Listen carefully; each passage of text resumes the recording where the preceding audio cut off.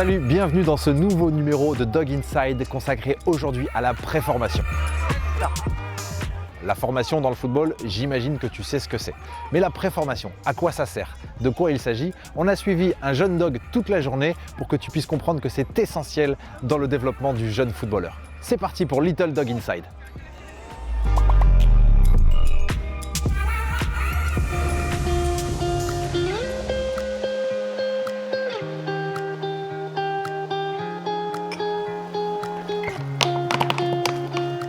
Il est 6h30 du matin, on est devant chez Adrien, 14 ans, jeune joueur du LOSC qui va passer sa journée à la préformation.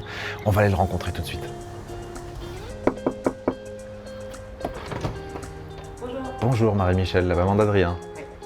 Il est au petit-déj? Oui. On va le voir tout de suite. Allez, venez. Salut Adrien. Bonjour. Comment tu vas? Ça va et vous? Ça va, pas trop difficile de se lever comme ça aussitôt? Un peu quand même, mais j'ai l'habitude. T'as l'habitude? Ouais. Bon, est-ce que tu peux m'expliquer un petit peu ce que c'est ton programme là, d'une journée classique d'un jeune dog à la préformation? Alors aujourd'hui, je me lève à 6h30 pour rentrer en cours à 8h, cours de technologie. Pour reprendre après à 9h, physique-chimie, 2 heures de perm après. Ça fait beaucoup quand même, mais j'ai des devoirs que je vais en faire. Après, je reprends les cours à 1h30 jusqu'à 15h30. Et 15h30, on part du collège pour aller à l'entraînement jusqu'à 17h30. La meilleure partie de la journée? Exactement. Retour à la maison à quelle heure? 18h. Ça fait des belles journées ça. Ouais, ça va. Ouais, je te laisse prendre ton petit déj, on se retrouve D'accord, après. merci.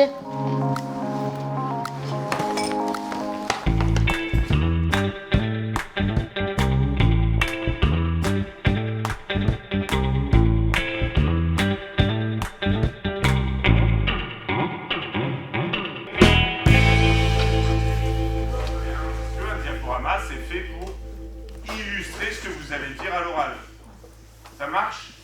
Deuxième sujet, vous devez présenter un objet que vous créez.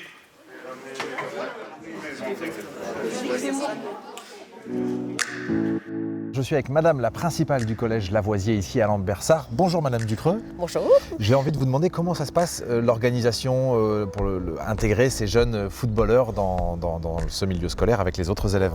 Alors pour moi d'abord, ce sont des enfants et des collégiens. La prise en compte de leurs projets sportifs, c'est dans le cadre de l'aménagement des emplois du temps et de pouvoir intégrer la dimension sportive et entraînement dans un horaire qui reste un horaire de collège. L'autre formalité d'intégration, c'est effectivement la prise en compte de la fatigabilité et du rythme extrascolaire par les enseignants.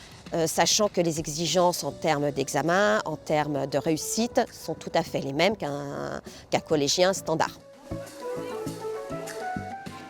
Voilà, c'est comme ça qu'il fallait m'apprendre l'allemand à moi aussi. Borussia Dortmund, Bayern Munich. Ah ouais.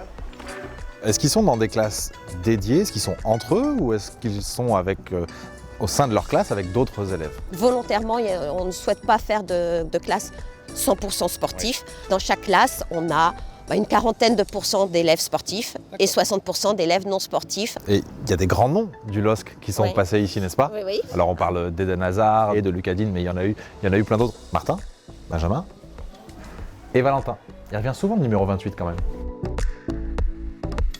Moi, j'aimerais qu'on voit aussi un peu plus de féminines. Vous avez raison. Parce que ça fait partie des particularités et des intérêts là, de la section. Merci beaucoup d'avoir répondu à nos questions. On va aller manger, on va rejoindre Adrien et son équipe pour le repas. Puis après, il y a entraînement quand même. On y va, c'est parti. Merci beaucoup.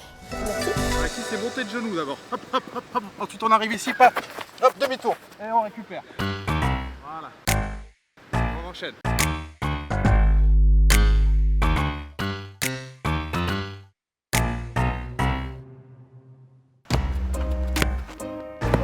Gagner le ballon.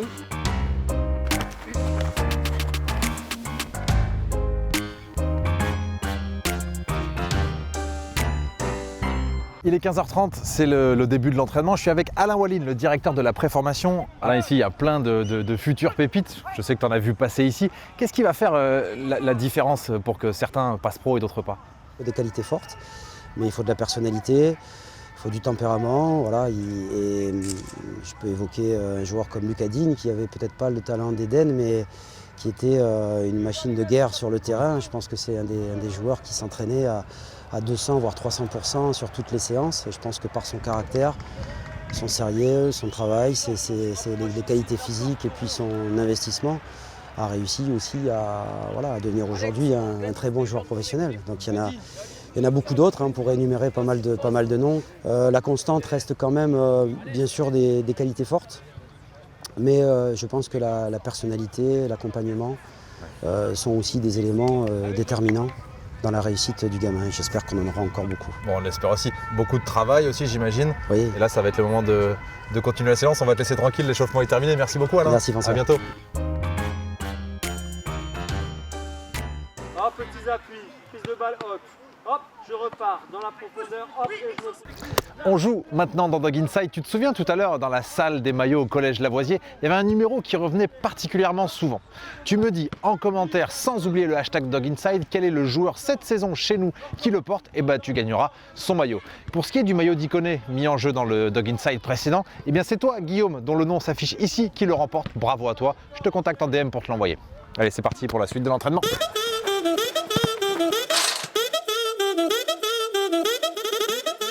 Pas perdre, jouer.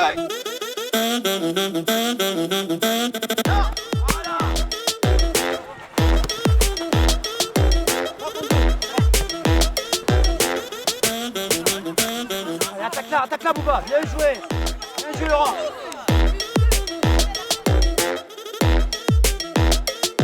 Il est bientôt 17 h, c'est bientôt la fin de cette journée bien remplie de nos jeunes dogs de la préformation. On va faire un petit détour par Luchin pour retrouver Nico Bilewski en interview avec le patron de la formation lilloise, Jean-Michel Vandame. Il y a plus de 80% des joueurs qui sont sortis du centre qui sont devenus pros en étant passés par le centre de formation, qui sont issus de la préformation.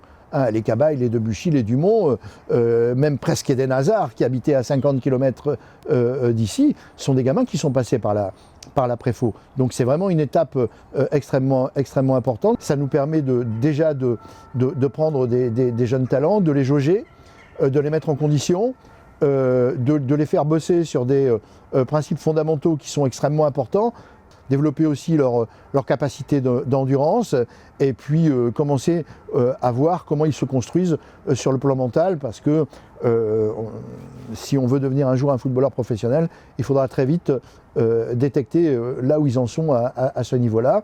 Et c'est là aussi où ils se construisent, là où ils commencent à prendre certaines décisions, et c'est une étape extrêmement importante de la construction d'un peut-être futur joueur professionnel. Elle va aussi nous permettre d'évaluer les joueurs, à savoir si on va leur donner un contrat ou pas à l'âge de 15 ans à l'entrée au centre de formation. Il y a quand même une part d'incertitude importante, et notre objectif, c'est d'essayer de limiter cette part d'incertitude en travaillant bien sûr beaucoup, en analysant beaucoup, aussi en prenant je dirais les contacts et avoir les meilleures relations avec le contexte familial et environnemental, parce que les décisions qu'on va prendre de donner ou de ne pas donner un contrat, ça va impacter le club au moins sur une durée de 3 ans à partir de 15 ans. Et voilà, c'est la fin de ce Dog Inside sur la préformation. J'espère que ça t'a plu. On se retrouve très vite pour un nouveau numéro. Salut et allez le LOSC. Allez le LOSC, allez.